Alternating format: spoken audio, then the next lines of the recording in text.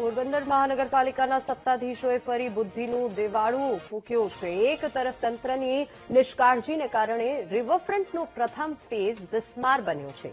44 કરોડના ખર્ચે બનેલો અસ્માવતી રિવરફ્રન્ટ તંત્રની જાળવણીના અભાવે ખંડેર જેવી હાલત થઈ ગઈ છે। ત્યારે હવે સત્તાધીશોએ ફરી બુદ્ધિનું પ્રદર્શન કર્યું છે।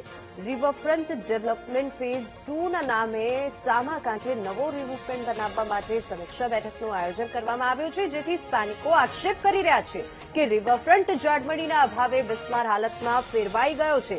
વૃક્ષો સુકાઈ ગયા છે, જળાશયમાં ગાંડી વેલનું સામ્રાજ્ય છવાઈ ગયું હોવાથી મચ્છરોનો ઉપદ્રવ પણ જોવા મળે છે, જેના લીધે પ્રવાસીઓ અને શહેરીજનો રિવરફ્રન્ટથી દૂર ભાગી રહ્યા છે। અને આવી પરિસ્થિતિમાં ફેઝ 2 માટે સમીક્ષા બેઠક યોજવામાં આવી છે। સ્થાનિકોનો આક્ષેપ છે કે જે રિવરફ્રન્ટ છે તેની તો જાળવણી કરાતી નથી, તો અન્ય બનાવવી કોઈ જરૂર નથી।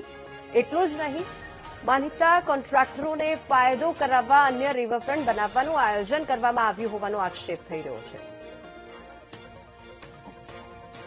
મેન્ટેનન્સ 2 વર્ષથી કોઈ કરતું નથી। 2 વર્ષથી તો આ રિવરફ્રન્ટ બંધ છે અને આ રિવરફ્રન્ટને રિનોવેશન કે રિપેરિંગ તો થતું નથી। અહીં કોઈ પણ રાઇડ્સ ચાલુ નથી, યુરિનલ છે એ બધા તૂટેલા છે, લાઇટની પૂરી સગવડ નથી, બેસવાની બરાબર વ્યવસ્થા નથી। અને પોરબંદર મહાનગરપાલિકા કમિશનર આ રિવરફ્રન્ટને જાળવણીમાં તો નિષ્ફળ રહ્યા જ છે પૂરેપૂરી ઓલીમાં, પણ એની સામે બીજું રિવરફ્રન્ટ બનાવવાના પણ એ લોકો કોન્ટ્રાક્ટરને બોલાવી અને ઓલા કરાવે છે। બીજું રિવરફ્રન્ટ પોરબંદરને આપણે આપશું, તો આ પેલા છે એને તો જાળવો। નવું રિવરફ્રન્ટ બનાવવા માટેની તમારી પાસે ગ્રાન્ટ આવી ગઈ અને નવું રિવરફ્રન્ટ બનાવવું છે, તો સાહેબ મને સમજાતું નથી કે આ વિકાસ કઈ રીતનો થાય છે।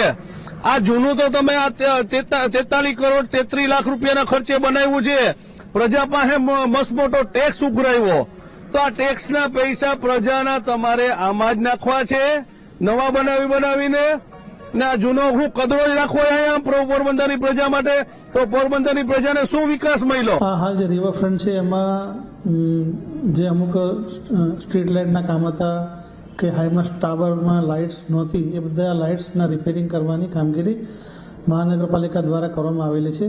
તેમાં આવેલા જે બાંધકામોમાં જે ટોયલેટ ફેસિલિટી છે એમાં પણ નાનું મોટું જે રિપેરિંગ કામ છે એ કોર્પોરેશન દ્વારા કરવામાં આવ્યું છે। અને કલેક્ટર ઓફિસ દ્વારા આ જે રિવરફ્રન્ટ છે એના મેન્ટેનન્સનો ઇજારો તારીખ 1 ફેબ્રુઆરીથી લગભગ 1 ફેબ્રુઆરી અથવા તો 1 જાન્યુઆરી, મને એક્ઝેક્ટ ડેટ ખ્યાલ નથી, પણ એજન્સીને આપવામાં આવેલો છે અને એના દ્વારા કામગીરી શરૂ કરવામાં આવેલી છે।